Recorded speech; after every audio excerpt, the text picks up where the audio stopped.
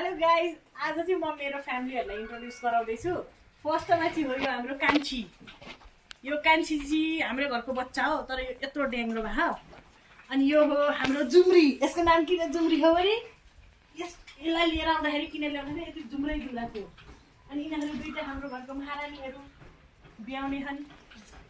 यो एउटा छुच्ची, यो दुईटा लडाइ गर्छन्। यसको नाम हो ठाडी, यसको नाम हो तारी। यो हो हाम्रो मायालु प्यारी बुकुली साइवल।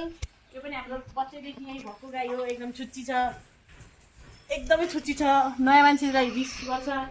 यो हाम्रो मोटी। यो मोटी किनभने यो लास्टै मोटी थियो, तर अहिले मोटी भन्न लायक छैन। अब यसको नामकरण मैले गरेकै थिइनँ किनभने यो भर्खर आएको गाई हो। अनि यो हो हाम्रो तिखुली। यो पनि ब्याउनी हे, एकदम ज्ञानी हे, एकदम मायालु मासुम अनुहार हेर्नुहोस् यसको। अनि यो हो गाजली। यो गाई हो छुच्चो, यसलाई छोरो चाहिन्छ दुध दुने बेला। अनि यहाँ हुनुहुन्छ हाम्रो काली लोता, एकदम बकुल्लाको बिचमा काग डल्ली। अनि उहाँ गाजलीको छोरा हुनुहुन्छ गुइठे, उहाँको नाम गुइठे हो। अनि यहाँ हुनुहुन्छ एकदमै उहाँको नाम सुनेर मान्छे चकित पर्न सक्छन्। उहाँको नाम हो लात्ते। किन लात्ते चाहिँ फेरि पछि अरू भ्लगमा देखाउँला किन हामीले यसको नाम लात्ते राख्यौँ भनेर।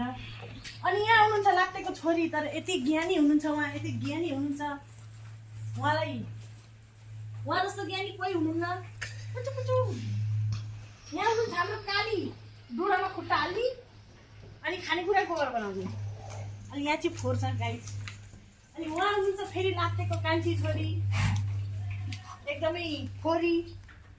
अनि उहाँ हुनुहुन्छ हाम्रो अघि मोटी भनेको थियो उहाँको छोरी। अनि उहाँ एकजना हुनुहुन्छ बिरामी हुनुहुन्छ, उहाँलाई प्यारालाइज भएको छ, एकदम ज्ञानी हुनुहुन्छ। उहाँको नाम चाहिँ कान्छी हो।